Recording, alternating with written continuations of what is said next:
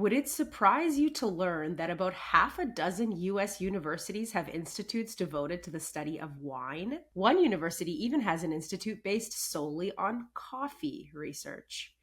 But until recently, no one had an institute dedicated to the study of human milk, or the breast milk mothers produce following birth that is known not only to offer life saving antibodies to babies, but to protect mothers against cardiovascular disease and cancer. In 2022, that all changed, and the US finally got its first academic institute devoted to the study of human milk.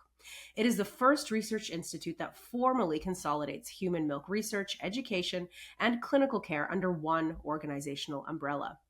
And an enterprising German sugar biologist was to thank. Dr. Lars Bode, who had been studying human milk for most of his career in Germany and the US, had spent the last few years rallying the scientific and administrative powers at the University of California, San Diego, where he served as professor of pediatrics, to open the institute. How is it possible we know so little about something so fundamental and so beneficial? He asked in meetings.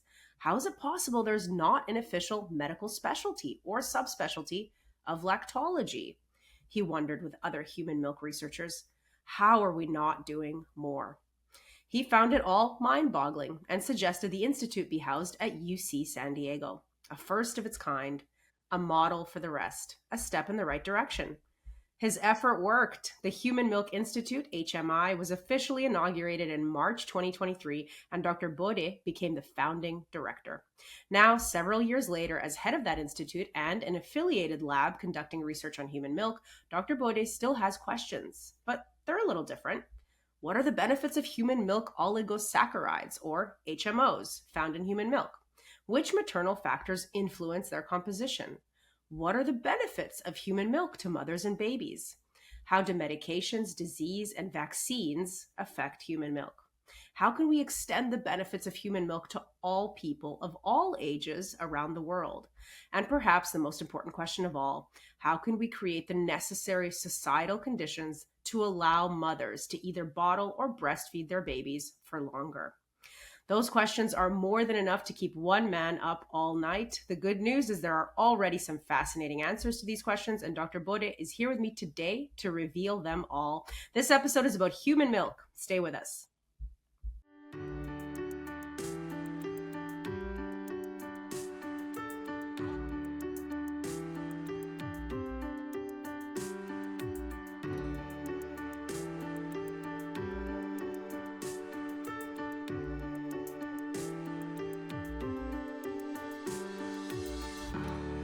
In addition to being the founding director of the Human Milk Institute at UC San Diego and a professor of pediatrics at the university, Dr. Lars Bode is an internationally renowned scientist on human milk. He joins me today from San Diego. Lars, welcome to the show. Oh, thank you so much for having me, Alessia. It's my pleasure to have you. It's my pleasure. It's good to see you. We are in the middle of summer, and you just got back from family vacation, I think. How was it? I was great. Desperately needed some vacation time, and now I need vacation from the vacation. But it was good. Uh, Good, good. Well, let's start with the most basic question, which I asked you a few months ago when we first talked on the phone to prepare for this interview. I said, I just have one burning question. Why are we calling it human milk? Why not breast milk? Everybody knows breast milk. Why do we say human milk? Yeah, and I think in the common language we still call it breast milk. Scientifically, the right term is human milk, because truth is all milk comes from breasts or any other name that you call the mammary gland. The deciding factor though is the which species the milk comes from, right? So you have cow milk, you have goat milk, mouse milk for the scientists, and then human milk. So the descriptive factor really around milk is which species does it come from, and that makes a huge difference. So we call it human milk compared to cow milk or other things, and not necessarily breast milk because that's kind of redundant. Okay, that makes sense. All right, very good. I think it's safe to say you spent your whole career, even before moving to the US from Germany in 2003, studying human milk. Why did this liquid gold appeal to you? So tell me that first, and then I want to ask you a little bit Mhm. about breastfeeding rates in Germany and in Europe. And I think those two questions are indeed strongly connected because for me it started, my background is nutrition and biochemistry, so I started looking into different components of human milk during my master's and then PhD studies, and oligosaccharides were one of the most interesting things for me. And for me, it was just intriguing, where do these molecules come from? Why are they specifically made in the human mammary gland during lactation? So it's something that's very specific to women, very specific to the time of lactation, and very specific to one specific organ, the mammary gland. So there's molecules that are only made in those tissues and at that time. And the question is like, where do they come from and what do they do? Why are they there? What's the benefit for the baby? So it was a very strongly nutritional biochemistry question. And the more and more I studied this over the time and then becoming professor here at the university and eventually starting the institute, the more and more questions around the topic are not just biochemistry. It's not just molecules and cells. It's this entire socio context around human milk. What constraints are there when it comes to lactation and women meeting their breastfeeding goals? And that's how it really this topic opened up for me intellectually as well. That this is not just molecules. There are people behind this. This is social interactions and eventually public health consequences. So for me, that's part of that journey. And when it comes to breastfeeding rates, I think we have to distinguish between breastfeeding initiation, so how many women actually start breastfeeding, and then breastfeeding duration, how many women are continuing to breastfeed successfully and meet their breastfeeding goals over an extended period of time. Is it exclusive breastfeeding? Is it breastfeeding at the breast? Is it pumped milk, expressed milk, or is it formula that is used instead? So I think those numbers are a little bit different between different countries. You mentioned France. I think initiation rate in France is around 70% maybe. In Germany, it's 80, 85%. In the US, it's similar, 80, 85%. But then when you come to the 6 month mark, which is like the recommendation for exclusive breastfeeding, both by AAP as well as by WHO, the numbers look very different. So for Germany and France, I think it's very similar. It's around 20 to 25% exclusive breastfeeding at 6 months. So Hmm. although the French start a little bit lower, they maintain that breastfeeding journey a little bit longer. Uh, and then in the US, it's very similar. In the UK, strikingly, fairly high initiation rates. I think also around 80%. But then at 1 month, we're at 1 or 2%. 6 months, sorry. So all of a sudden you drop off, and at 6 month Wow. exclusive breastfeeding is extremely low. And those numbers have changed a little bit to the better in the UK, as far as I know. But it's remarkable. There's other countries. Senegal always sticks out with 99% exclusive breastfeeding at 6 months. Right? It's like very, very different from Western countries. Yeah, absolutely. Well, I'm good. We're going to talk about the benefits of breast milk throughout the episode, but I think that we can state as a fact that breast milk has nutritional benefits and immune benefits. I want to ask very quickly about other species. We talked about other species earlier. Are there antibodies and other benefits to breast milk in the breast milk of other species? I'm guessing yes. Yes, absolutely, absolutely. I mean, it has evolved from common ancestors, and there is similar benefits in the milk of other mammals, but they're specific to the offspring of those animals, right? So human milk is for the human baby, and Understood. you know, Yes. cow milk is for calves. So there are similar mechanisms, similar beneficial mechanisms, but the molecules are different in many instances, and the composition is very different. You definitely don't want to feed cow milk, non-processed cow milk, to a newborn baby. That could be detrimental. So there is species differences that are key. Yeah, absolutely. All right, Lars, can you give us a quick overview of the components of human breast milk, human milk? Because is there more to it than carbs, fats, and protein antibodies, which is specifically IgA or immunoglobulin A? Is there more to it than that, or is that pretty much it? And can you kind of break it down into what each of those do? Yeah, so it's definitely more than that.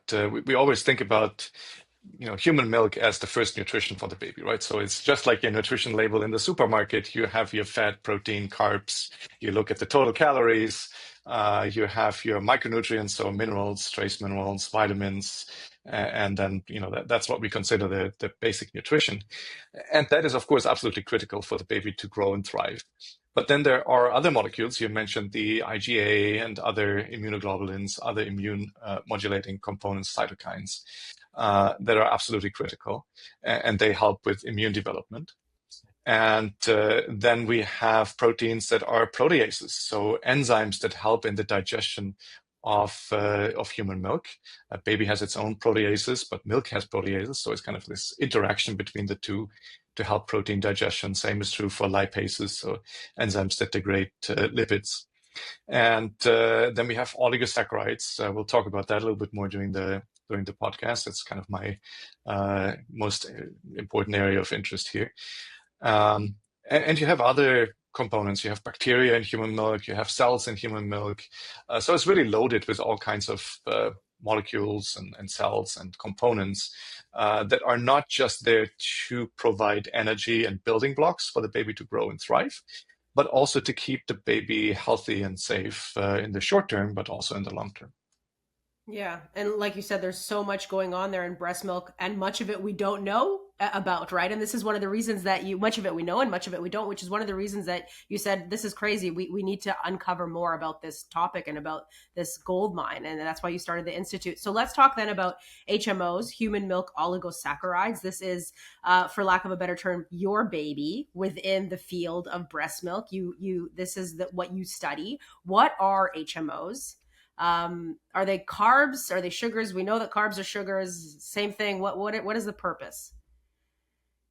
All of the above, yes. Carbs, sugars, carbohydrates, glycans, all interchangeable almost. So yes, they're complex sugars. So you have the sugar, the main milk sugar is lactose, right? So that's a disaccharide, two different monosaccharide units. And then the oligosaccharides built on that. So the extensions of lactose with different building blocks, different functions. And there's about 150, 200 different complex carbohydrates in human milk that we call human milk oligosaccharides. And these molecules have been studied for quite a while. They were discovered in the 1950s. And then mostly about what kind of structures are there. And we knew that they would feed certain bacteria in your baby's gut. So they're prebiotics, just like the prebiotics that you get in the supermarket, just different structures. And I think recently, especially with the advent of microbiome research, that has deepened. So we have a better understanding which microbes can degrade and utilize which oligosaccharides and then thrive and potentially provide benefits to the baby. But we've also seen that these oligosaccharides do way more than just being food for bugs. They have direct effects on the immune system, direct effects on the intestinal epithelial cells, so the cells lining the inner side of your intestine. And they potentially have antimicrobial effects. So not only do they feed certain bacteria, but they can also stop the growth or kill other bacteria that we don't want. So they have a lot of potential functions on the metabolism of the infant, brain development, and all that really is still in its infancy, pun intended. And we're finding more and more what these oligosaccharides do. Yeah, and one thing that I saw on your website when I was researching you, and one thing that I mentioned in the preamble of this podcast in the beginning of the introduction, was that you want to use the benefits and the advantages of human milk for all people across the world. And when I read this, and even when I wrote it, I thought, how is Lars going to do that? But just now, I think maybe you're going to do it with HMOs, because you said that they have all these protective properties, including fighting off bad bacteria. So I know I'm getting a little ahead of myself here, Lars, but my question is this the grand vision, right? Is to use, for example, do I need HMOs, right? I'm no longer breastfeeding, right? It's been about 39 years since I was breastfeeding. Should we all be taking an HMO supplement so that we can have healthy gut microbiomes? Maybe even it can extend to the vaginal microbiome. That would be amazing. But the Imperial PRC people say that unfortunately we can't take a Lactobacillus crispatus probiotic it orally because it will end up in our stomach, not in our vagina, where we need it to fight the bad bacteria to prevent preterm birth. But the point is, what is the grand vision here with HMOs? And I know I'm getting ahead of myself, but this is the big Yeah. question, right? Yeah. So it's the grand vision for HMOs, but maybe for other milk components in general, right? So one Okay. thing is we want every single baby on the planet to be exposed to the benefits of human milk, and including human milk oligosaccharides, right? So there's multiple different ways to do that. You can promote breastfeeding. You can produce these oligosaccharides and add them to infant formula to make infant formula better. So that's your first hit, right? So every person on the planet should get exposed to these oligosaccharides early in life to get those benefits for the period of the first few months of life, but then extending those benefits for the rest of their life. We know that human milk has benefits when it comes to reducing obesity later on in life, or making you smarter, for that matter, if that's true, or protecting you from certain allergies or something like that, right? So there is you're exposed to the oligosaccharides early on, and then there are benefits for you later on in life. That's one of the hits, so to speak. But then there And is a second hit. how long do we have to be exposed for in order to reap those benefits later in life? We don't know that exactly. I think that's still up for debate. I would always say a little bit better than nothing. So we don't know exactly what the duration of exposure needs to be to have maximum benefits later on in life for diverse different outcomes, right? It all depends on the outcome. But then there's a second hit, and that's Yeah. important. I wasn't breastfed. I was born in the 70s, so breastfeeding wasn't the thing to do. And is it too late for me or too late for you because you're no longer breastfeeding or you're not receiving human milk? I don't think so. I think we've seen in multiple different lines of research now that these oligosaccharides in particular can have benefits for people of all ages at later stages of their life. So in other words, if you take a oligosaccharide supplement now, does that still have a benefit? Potentially. Like we've seen research that we published recently that these oligosaccharides can have an effect on preventing heart disease or heart attack or strokes or atherosclerosis. Same is true for arthritis.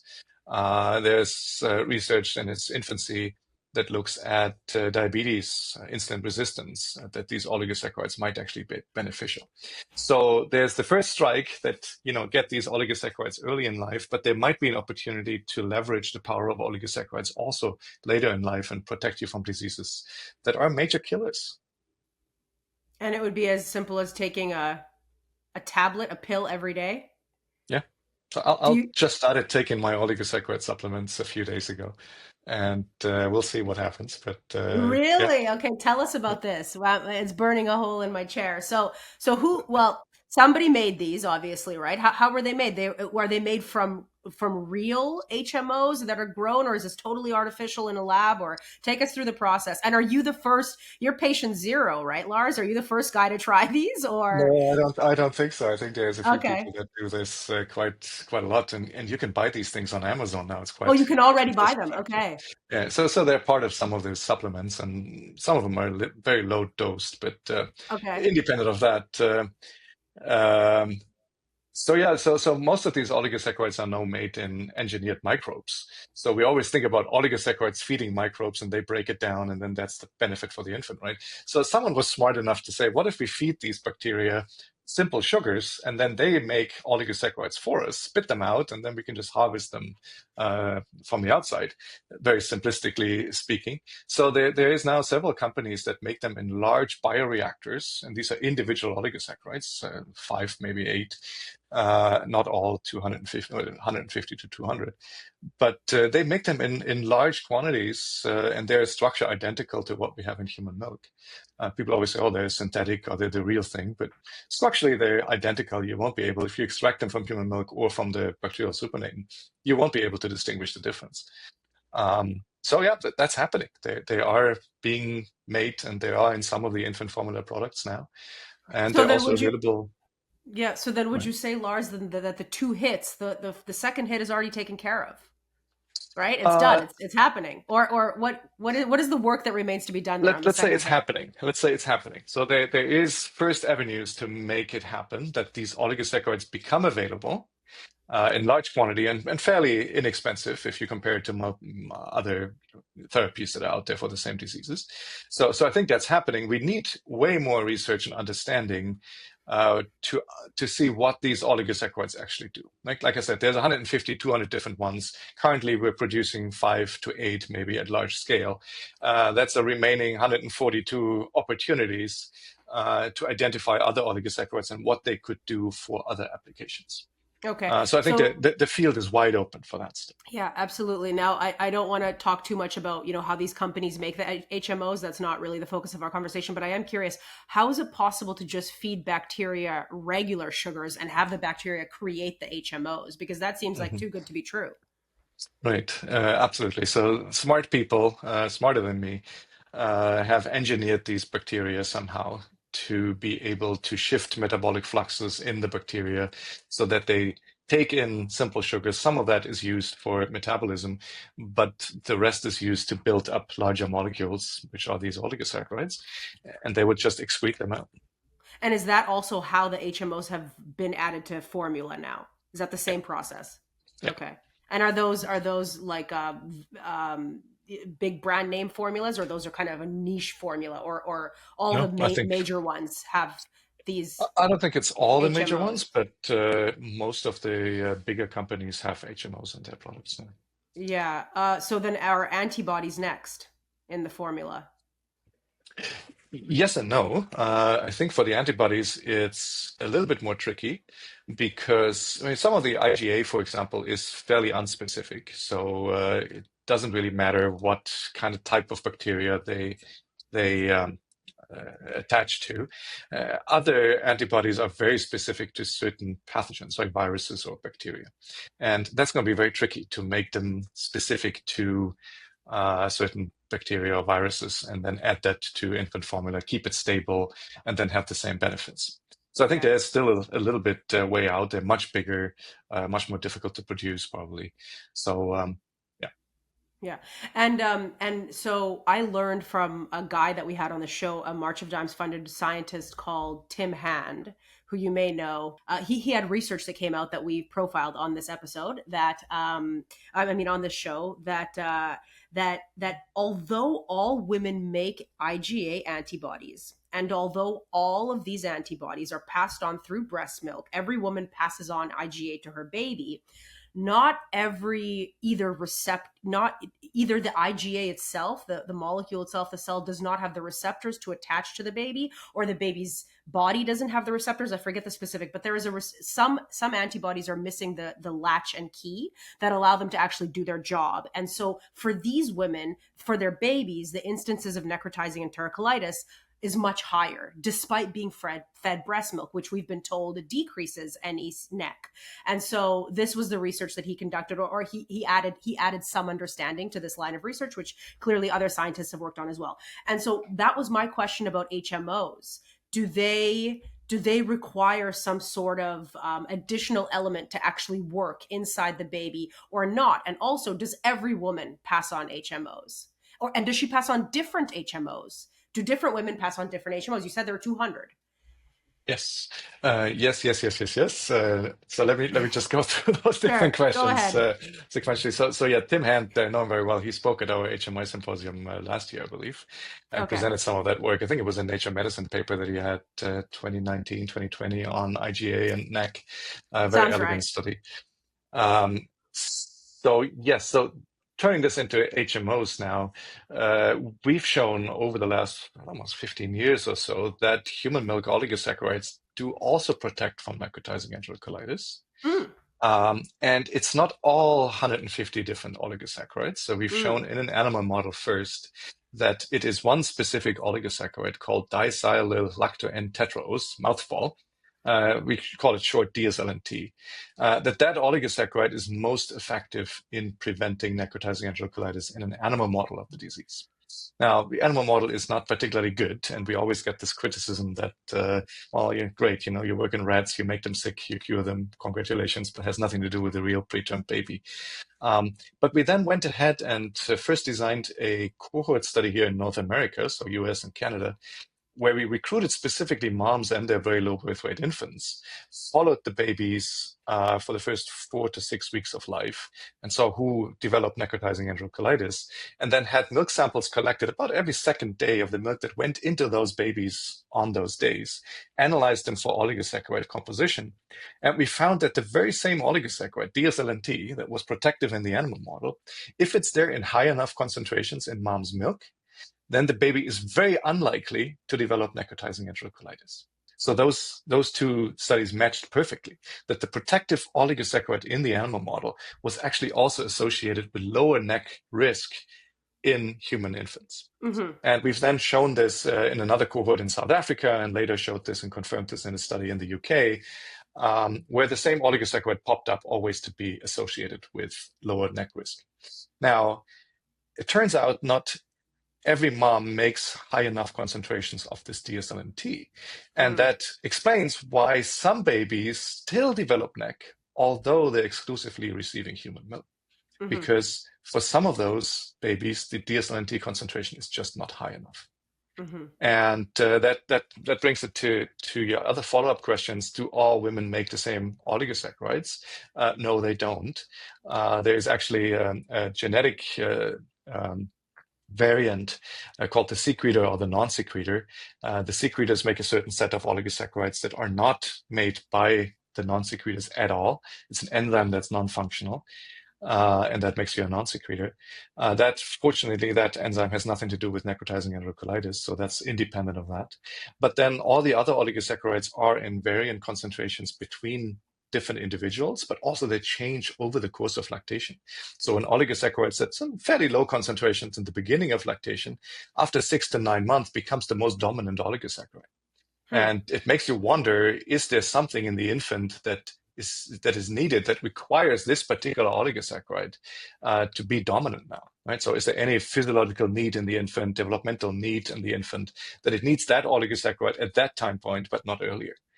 So there's dynamics over the course of lactation when it comes to milk composition, and of course there's huge differences between different individuals. Yeah, wow, that's really interesting. So it's possible that different babies need different HMOs at different points of their growth. But Yeah. how is it that what is the interaction between the infant and the mammary gland or the breast milk? How can the baby say, I really like HMO number 4. Give me more of Mhm. that one. I need more. What is the crosstalk there? I'm not sure if there's a direct crosstalk or if it's just a question of timing, right? So as the mammary gland or lactation progresses, let's say from 1 month to 6 months, of course the baby gets older from 1 month to 6 months, right? So it could be that the mammary gland produces certain oligosaccharides and it changes over the course of time, and it happens to be matched of what the infant needs, and that has just been matched over the course of evolution. That women that produce a certain oligosaccharide more in later stages of pregnancy or of lactation, then those babies would be better off because they happen to receive the oligosaccharides that they need. All speculation, of course.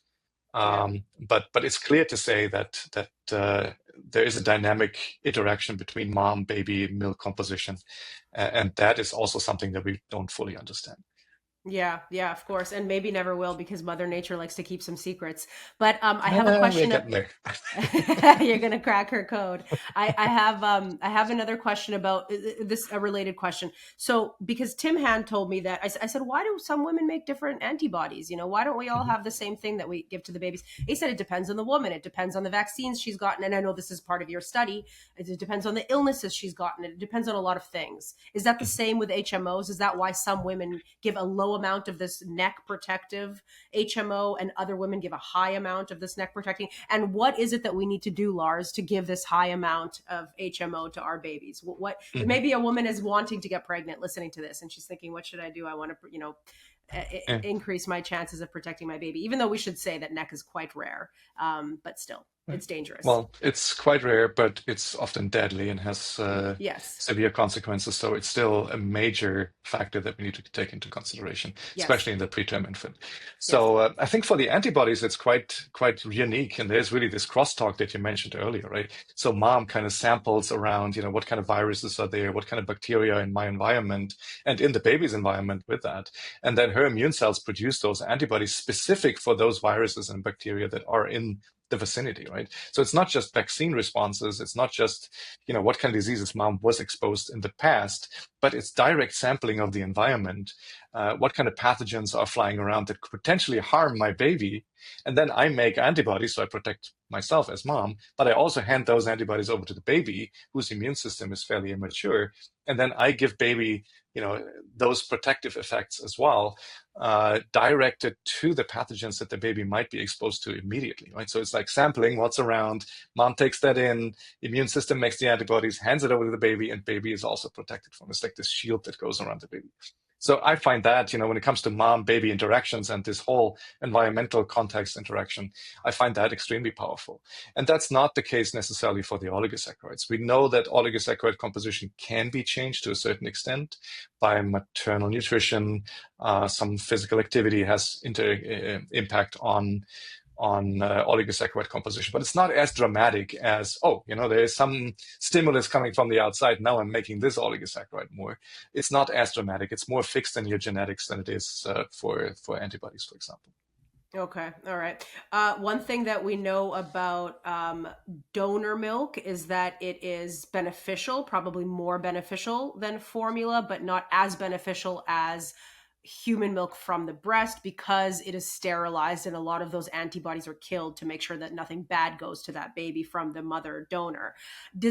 And so that's not a great thing about sterilization. Are HMOs affected by this sterilization as well, or do they stay completely intact and they retain all their superpowers? They do. So usually what's done for donor milk is that they're pasteurized, so it's 62.5 Celsius for 30 minutes, literally in a water bath. And that kills some of the immunoglobulins, so some of the IgA, not all. There's still some residual activity. For the oligosaccharides, fortunately, they're extremely resistant. You can heat them up, you can cool them down, you can freeze thaw them multiple times. UV doesn't destroy them. So they're extremely robust, and pasteurization does not destroy them. Wonderful. Are you aware of anybody doing any research to sterilize or pasteurize milk in a better way that doesn't kill so many IgAs? Yeah, there is a bunch of research around this. Again, it's a niche, right? We work with our engineers here as part of the Human Milk Institute, which is multidisciplinary. So that's really the power of the institute. Hmm. And there are people that change temperature. They go for high temperature, very low time. So I think it's like 70 something Celsius for just a few seconds. So it's ultra Mm. high temperature, short time. Then there is pressure involved for some technologies. There's UV light being involved, UVC light that some people use, and that apparently is very good on the antibodies. And then there's, I think, many other technologies that we're currently looking into. In the end, like you said, what you want is you do not want to have certain pathogens that could harm the baby, right? So you want the safety of human milk. You want to get rid of some of these bacteria that could potentially harm the baby. But then human milk contains a bunch of other good bacteria, contains those immune protective components that you don't want to destroy, right? So ideally, you want to find a technology that's not killing everything just for the heck of killing something. You want to be very specific for the stuff that is potentially a safety risk for the baby. And I think we can do much better than whole pasteurization. So this is my last question on HMOs, Lars. So we know that IgA, immunoglobulin A, antibodies that mothers pass through their breast milk is, the most important probably part of breast milk. Would you disagree with that? Would you say that HMOs stand right there next to IgA as an extremely important part of breast milk? Do you think that they're the diamond in the rough of human milk research? And could history reveal them to be just as beneficial or even more so than antibodies? Because Yeah, not many people know about HMOs, right? People know about, I, or yeah. in your field, of course, many people do, but in the general public, I would say maybe they don't. I wouldn't say that one component of human milk is more important than another. I think they all Okay. have their justification to be there, and without them, you'll miss something. Although there's some redundancies in nature usually, that if one component is not there sufficiently, then something else kicks in and takes over. I think the mechanisms of those two, IgA and HMOs, are very different.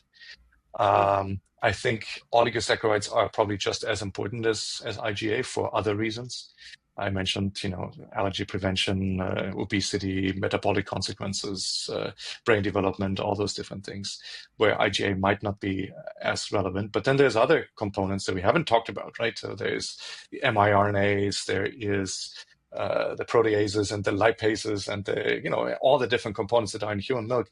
I wouldn't say that one is more important than the other. They all have their reason to be there, and yeah, and we just haven't fully uncovered how they work. And I think we're getting more and more towards not seeing how individual components work in isolation, but how they all work together in concert. There's this multiple hit theory that if you have a bacterial infection, you hit it with an IgA first, or you come with an oligosaccharide, or you'd use this strategy or that. And then, it's like a 1-2 left-right combination almost, where you take out those pathogens and other potential dangers in concert. Many of these things are not happening in isolation. Nature is not developed to have one component do something and then completely be isolated from the rest. And we're talking about this now as human milk as a biological system, but really it's the mother milk infant triad in its concerted environment. That's the biological system. And we have to take a look at all of these different components to understand what individual things are doing.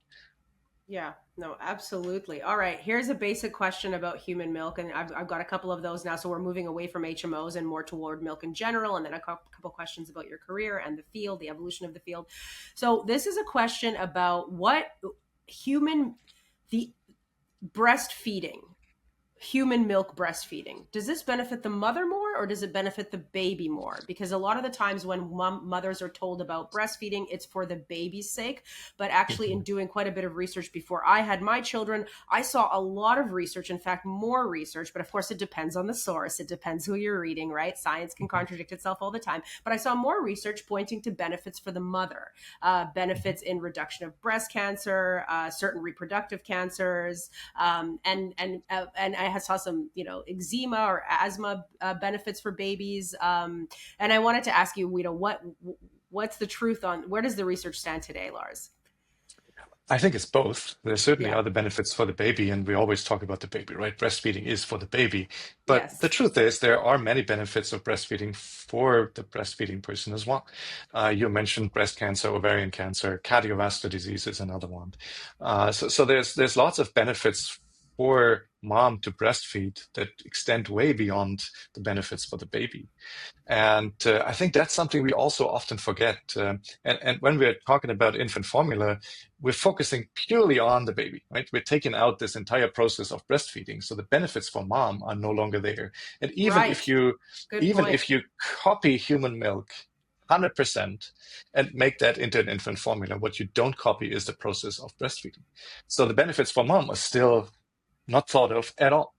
And I think that's something we need to consider when we talk about this false equivalence of breast milk and human milk and infant formula. That even if you got infant formula ever to where human milk is with all its components and all its dynamics and everything, you still lose out on the benefits for mom. And as always, that's something we often neglect. Yeah, and it has everything to do with the answer to the previous question, which is that everything in biology happens in concert, not in Mhm. isolation. And so here we are trying to isolate, and you said it's the mother baby milk dyad, right? And here we are trying to isolate the baby from the mother from the milk. No, we all work together. Right. And now you mentioned I did see a slide of yours at a conference that said, and I'm sure this was a provocative and kind of funny and interesting slide. But I want to ask, how much scientific merit did the slide have? The slide said that breast milk improves infant IQ, and you also mentioned it today on this recording, kind of as an offhand remark. And I want to ask, is that true? Mhm. The signs certainly point to it. And maybe as a preamble that I'm German, so I never joke. So the, there's data that shows there's a large study done in Brazil the Pelota study that showed over, I think it was a follow-up of 30 years or more, that those babies who received human milk or were breastfed later on in life, when they were 30, 35 years old, not only did they have a few IQ points higher, they also had a higher earning potential. Mm, So there's measurable differences, and this was very well controlled for socioeconomic factors, which of course feed into this topic quite a bit. So that yes. study is often cited when it comes to the potential of breastfeeding when it comes for brain development. But real outcomes, right? Something like earning potential is way more tangible than brain development. You know? Right, right, right. Although, Lars, I would say you were not breastfed, and look at you. You're quite Can smart. you imagine? Imagine. All right, so I've actually researched this topic, breast milk and SIDS, sudden infant death syndrome. So I know a little bit about it, but I want to hear from you. What is the link between, what is the positive link between, essentially, what is the benefit of breast milk to the reduction of sudden infant death syndrome? Mhm. It's interesting. I'm not sure if we 100% understand what the molecular benefits are, like how this really works, molecular physiological benefits. But there are studies that show that breastfeeding for, I think it was 2 months, reduces the risk of SIDS by half. Wow. It's amazing, right? Mm-hmm. But interestingly, I think breastfeeding under 2 months had no effect. So if you breastfeed only for 1 month or 1.5 months, there wasn't a benefit on SIDS. It had to be 2 months or longer, if I remember this correctly. And it didn't have to be exclusive breastfeeding. So as long as you breastfeed a little bit for 2 months, you can reduce the risk of SIDS. That was at least the latest study that I read there. It's a few years ago already. So what could be the potential mechanisms? People say that breastfeeding and the provision of human milk makes the baby, arouse more easily from sleep. Yeah. There is Yeah. some effects on potentially on being anti-infective. So there seems to be some infectious disease linked to SIDS. And then also brain development. Human milk has an impact on brain development, and that all plays into how SIDS develops, although we don't fully understand how SIDS actually develops. So it's similar to necrotizing enterocolitis. It's a disease that probably has multifactorial etiology, so multiple reasons why it happens. We don't fully understand it. We do see that human milk has a benefit, but we don't fully understand what the mechanisms are that are the benefits for either SIDS or necrotizing enterocolitis. So again, Yeah. lots of research, but the data, like the epidemiological data, certainly points into being beneficial. We just have to understand why and how this all works. Is there more benefit to babies and mothers, so the pair, the dyad, from breastfeeding, so baby on nipple, versus breast expressing milk from breast in bottle given to baby? Like, how important is the sucking element of the baby's lips to mother's breast? Because Mhm. I'm sure there could be an attachment, like some sort of emotional connection, obviously. But is there Mhm. something else? Could there be something else happening there, that tactile exchange? Mhm.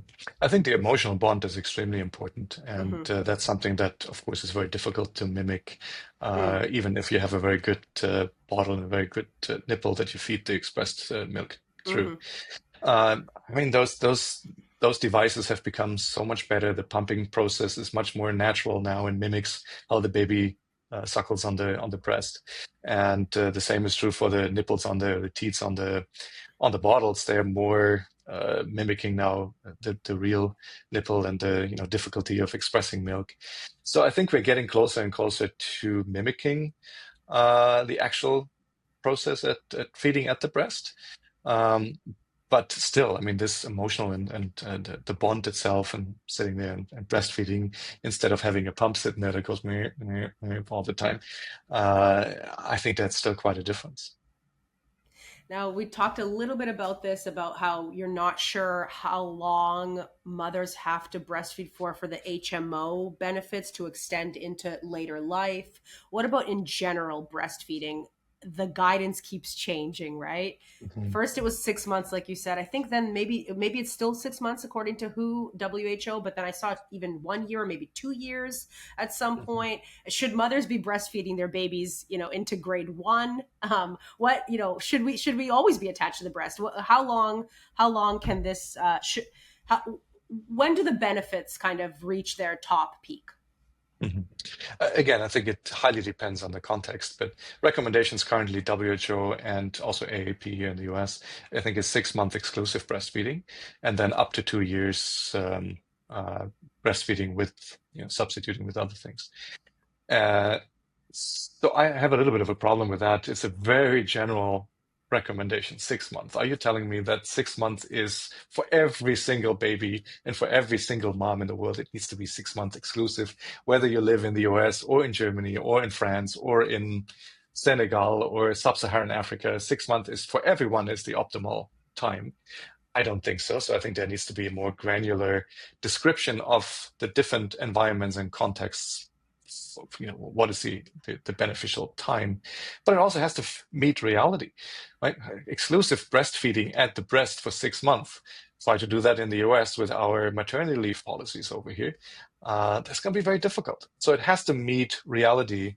Um, but it also has to meet the different beneficial outcomes we're looking at. So if you want to keep a baby alive, do you need to have 6 months? Do you need to have those 6 months in the US or in sub-Saharan Africa, where you have very, very different constraints? So I think it needs to have a more nuanced answer in general. We need to better understand what all the benefits are, what's the dosing is, so to speak, and that then needs to meet reality when it comes to recommendations. Mm. It's a good answer, and we're gonna talk more about that in a few minutes. I want to ask whether it's important, if there's any benefit to consuming milk from your biological mother versus consuming breast milk from a donor. Is there some link there, or it appears that any breast milk is probably better than no breast milk, but is there an added benefit from a biological the same biological mother, biological child? I think we don't fully know that either. So if you took fresh milk from mom and fresh milk from another person and fed that to the same baby, would there be differences in outcome? Maybe, depending on the composition of some of those molecules. Does it always have to be mom's own milk? Is that always the optimal source? We don't know that. I wouldn't say that necessarily. And, one of the examples would be necrotizing enterocolitis, like we said. Some moms just don't make enough of this DSLNT that I mentioned earlier, this protective oligosaccharide. So mom's own milk might not be optimal for necrotizing enterocolitis. The same might be true for other disease outcomes or health outcomes you're looking at. Right, true. Um, and what we really do is we compare mom's own milk often with donor milk, but that donor milk is pasteurized. So you have a different step in there that now takes away some of those beneficial molecules. And yes, I would say mom's own milk is probably more beneficial because it has all those molecules intact. So I think there's lots of questions, and we don't really have a lot of data around mom's own milk, fresh mom's own milk, and fresh milk from another donor that is fed to the same baby. What are the consequences? So the scientifically controlled experiment hasn't really been done and studied um, with a real scientific context. Yeah. And so the big question, Lars, is like, where do we go from here? And before I had this interview with you, I thought that you were the breast milk guy, you were the HMO guy, you believed in breastfeeding. And I still think you're that guy. You are that guy. But you Good. also believe that science has a role to play here. And so is the goal to mimic the breast and everything that's in the breast and make it more, because you said to me we also have to be realistic, right? And the guidance has to be realistic and our expectations has to be realistic. So where does evolutionary biology and everything we know to be true about breast milk and how the mother should be with the baby and they should be on the breast and all this, and reality meet, and the fact that wealthy women are able to do this for much longer, poor women are not able to do this much longer because they have to go back to work or they're whatever. So what are we going to do here? It seems like we've got a big problem. Right. So I hope your perception of me hasn't changed over the last Not at 45 all, minutes, not at all. It but hasn't at all. but like what I would always I say admire you is more that than I did before. everything has to be evidence-based. We can't build on some ideologies or some thoughts of what should be or could be. let's let the evidence speak and let's figure out how this really works. And then we can make recommendations. So recommendations could be to protect, promote, and support women to breastfeed. And if we don't have the correct framework currently to do that, if maternity leaves aren't long enough, then but the science says that that is crucially important for the health of populations, and it's not just a baby, it's mom, it's later stages, everyone. If that's the case, and I think the data certainly supports that, then we have to change policies. We have to change frameworks around that, and we have to be educating people of the importance of human milk to change those frameworks. Again, in the US, hardly any maternity leave just does not meet the needs here, knowing how crucially important breastfeeding is for population health, right? It's a preventative health for many, many different things. And if we're really true about having a healthier nation, then this needs to be part of that equation. We need to be able to have policies in place that allow women to meet their breastfeeding goals. If that's what they desire to do, based on the information and the evidence that they have, then that's what we should enable women or families to do. At the same time, it's everyone's choice whether they want to breastfeed or not. Even if they have all the evidence that it says it's better, if they choose not to do that forever for whatever reason, maybe they cannot, or they don't want to, or it doesn't fit into their lifestyle, whatever the reasons are, no stigmatizing around that. And we need to support the mom to do that, but we definitely need to support the baby to get as good as a nutrition as it gets. So yes, we also need to make sure that infant formula is as safe and as good as we can make it. And I think that's part of the equation as well. Just to say, oh, we only care about those infants that are breastfed. The others, evil. We don't want to talk to these. We don't want to cater to that market. I think that's not very helpful. We need to make sure that the evidence speaks. Women need to make a decision whether they want to breastfeed or not, or can. And then help every single baby on the planet to get the best start in life. And if that means that we need to make infant formula better, then that's part of that situation as well. Yeah. So, because I mentioned, you're reality driven as well, but what your answer was just it was very much, well, we have to change reality then, right? That's Yeah, what you said. absolutely. Yeah. Absolutely. Yeah. Yeah, we have to Yeah. change the framework. And this is, policies that we need to change, whether it's maternity leave or creating lactation friendly environments at the workplace. Uh, but it also starts earlier. It's normalizing breastfeeding education in high schools, talk about all these different things. The fact that there is no specialty called lactology, there's no lactologists, that we don't learn about the normal function of the mammary gland in high school or in biology classes or in medical schools for that matter. That tells you everything. That's just also part of the framework. We need to talk about the importance of these things more. And your podcast is one step there to bring this to the right audience and talk about the power of human milk, the power of breastfeeding, all the different things that are in there, the magic that women hold, really, right? It's only women that can do these things. And let's talk about it more. It's really helps and to improve the health of our nation or the world in general. Absolutely. Now, I know that I said that we were done talking about HMOs, but I have one last question on HMOs. So, talked a little bit about the grand vision for HMOs, but I want to kind of ask the question again. What's the best case scenario here? What is your goal? And you've got a thriving career. You are the guy, on this topic. What is your dream, Lars? What do you want to accomplish? What do you want to see happen in your lifetime? Well, I think just scientifically, I'd like to, uncover most of or as much as we can what these oligosaccharides can do and what other milk components can do Yeah. for the baby, for mom, and then potentially for people of all ages, develop new therapeutics and save lives. We're thinking about, our own careers a little bit too much. Maybe it doesn't really matter whether it's the guy or that guy. What matters to me is that I think you enter this world at one point, but you're definitely going to leave it. No one has come out alive, as far as I know. And ideally, you want to leave this place in a slightly better way than it was before, so that your children, that's really what it's about, that your children have a better life than you had and are healthier and have a better understanding on nature and all these things. So it's just trying to discover as much as possible and try to improve the lives of people in the end. I think that's what really matters. This has been so fun. Thank you for pushing for this institute and for believing in the power of human milk. Thank you for caring about future generations and for walking down this uncertain path of HMOs. You didn't know where they would lead, but you stuck with it. And thanks for making such a big fuss about it. Yeah, We hear you. And I too thank you. believe that human milk can change the world. So please come back anytime, Lars. Really, this has been Would love to. a delight. Thank you so much for having me. Thanks for, bringing the topic out in the world and speaking about it and bringing this to your audience. I think that's critically important. The more we talk about it and the more people hear about the powers of human milk, the closer we get to our goals to have human milk play a huge role in making people healthy.